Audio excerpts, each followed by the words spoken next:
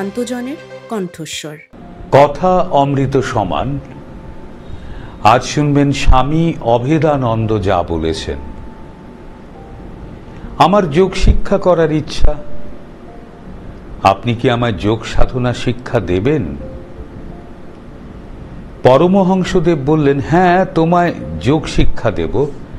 তারপর কিভাবে ধ্যান করতে হয় তা শিক্ষা দিয়ে বললেন, সূচি অসুচিরে লয়ে দিব্য ঘরে কবে শুবি, দুই সতীনে পীড়িত হলে তবে শ্যামা মাকে পাবি। অর্থাৎ দুইয়ের পারে না গেলে অদ্বৈত তত্ত্বরূপ সচ্চিদানন্দ ব্রহ্মের অনুভূতি লাভ করা দুরূহ। সূচি বা ভালোর জ্ঞান থাকলে অসুচি বা মন্দের জ্ঞানও থাকবে, কারণ দুইয়ের জ্ঞান নিয়েই সংসারে ব্যবহার।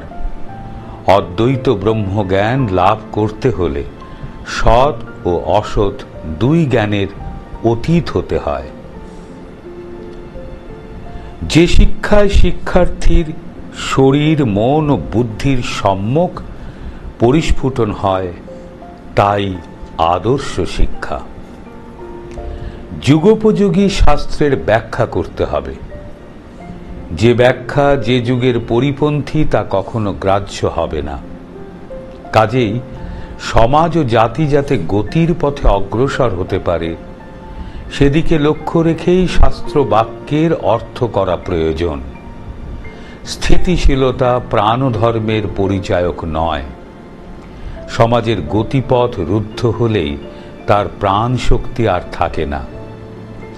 এখন পৃথিবী বিজ্ঞান ও যুক্তিবাদের দিকে অগ্রসর।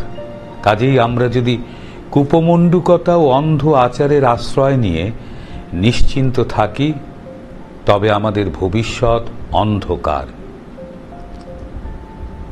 শ্রবণ মানে শোনা নয়, বিচার। ধ্যানের সময় বিচার অর্থাৎ জ্ঞান থাকবে। বিচারহীন ধ্যান নিদ্রারই শামিল।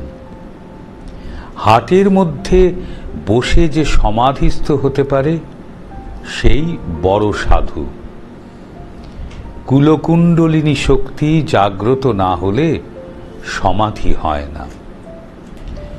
গুরু ইষ্ট এক ও অভিন্ন, ভিন্ন ভাবতে নেই। সমাধি বৌদ্ধের নির্বাণ। এর অর্থ সর্বপ্রকার অপূর্ণতার অবসান এবং পরমানন্দ লাভ। এটি শূন্যাবস্থা নয়, পরন্তু পূর্ণতা লাভের অবস্থা। আত্মা ও পরমাত্মা একই জিনিস। জীব ভাবে আত্মা স্বস্বরূপে পরমাত্মা, জীবাত্মা পরমাত্মারই প্রতিবিম্ব। কথা অমৃত সমান। আজ শুনলেন স্বামী অভেদানন্দ যা বলেছেন।